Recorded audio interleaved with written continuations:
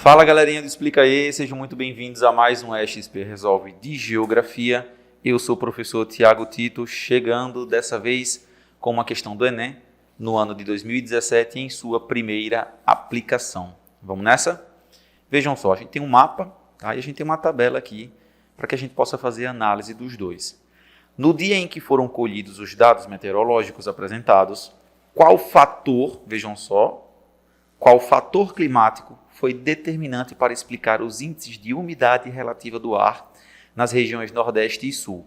Então, nós vamos estar analisando as regiões Nordeste e Sul. Circule aqui a região Sul do país, a gente também vai estar analisando aqui o Nordeste brasileiro, tá? Então, vamos lá analisar essas regiões. Quando a gente vai analisar o Nordeste e o Sul do Brasil, a gente consegue perceber, então, que em termos de temperatura, a região sul está apresentando aqui 4 graus, 9 graus, 4 graus novamente. O Nordeste já possui temperaturas mais elevadas, né? 24, 23, né? 22 aqui, 22 em Salvador, 22 em Aracaju. Então, assim, são a temperatura das capitais, né? Beleza.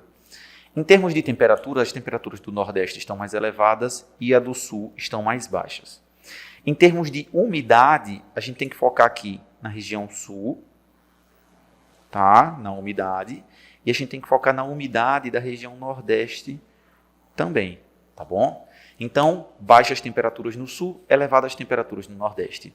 Elevada umidade no Sul e elevada umidade também na região Nordeste. Então, tanto o Nordeste quanto o Sul do Brasil estão com uma umidade elevada. Lembrando que a umidade é a quantidade média de vapor d'água na atmosfera. Qual é o fator do clima que vai justificar essa umidade elevada, a alta temperatura e a baixa temperatura na região sul? Vamos lá? Alternativa A. A altitude que forma barreiras naturais? Não. A altitude ela só vai influenciar em algumas questões de chuva, por exemplo, formando a chuva orográfica como uma barreira natural. A altitude não vai justificar as baixas temperaturas da região sul e a umidade, nem a alta temperatura do Nordeste e a umidade. Tá bom?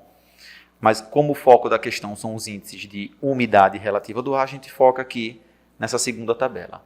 Vegetação, que afeta a incidência solar, também não. A vegetação ela não vai estar influenciando na quantidade de umidade do Nordeste e da região sul do Brasil, né? A vegetação ela pode influenciar no albedo, né?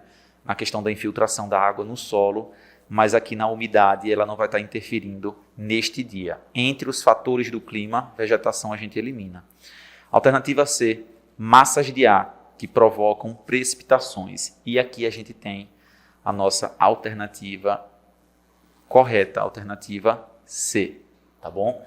Então nessa alternativa a gente tem aqui as massas de ar. No Nordeste brasileiro, a gente tem aqui as massas que nascem no Oceano Atlântico, que levam, né, é uma massa de ar quente e úmida, que leva a umidade para a região. Veja que as capitais, né, a maior parte das capitais do Nordeste estão localizadas no litoral, com exceção de Teresina. Então, a umidade aqui no Nordeste, de 90% a 100%, ela é bastante elevada. Na região sul, a chegada de massas de ar também, né, favorecem uma elevada umidade relativa do ar. Então, a quantidade de vapor d'água próximo a 100%, aqui de 90% a 70%, favorece inclusive a formação de chuvas, né?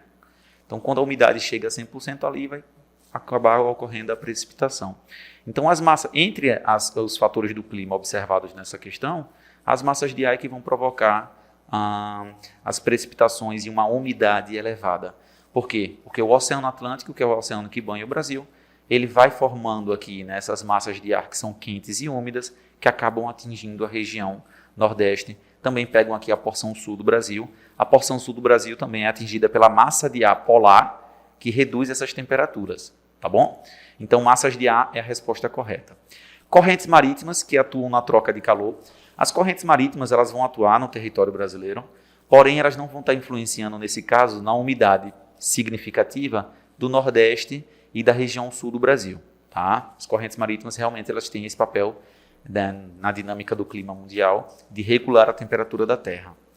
A alternativa é continentalidade, que influencia na amplitude térmica. A continentalidade ela realmente influencia na amplitude térmica, Mas aqui a gente não está falando de amplitude térmica, tá?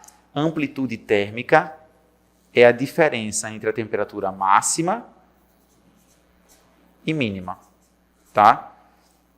Então, nesse caso aqui, a gente está falando da umidade. Quem vai estar fornecendo umidade para essas duas regiões são as massas de ar que podem provocar precipitação, que são as chuvas. Beleza?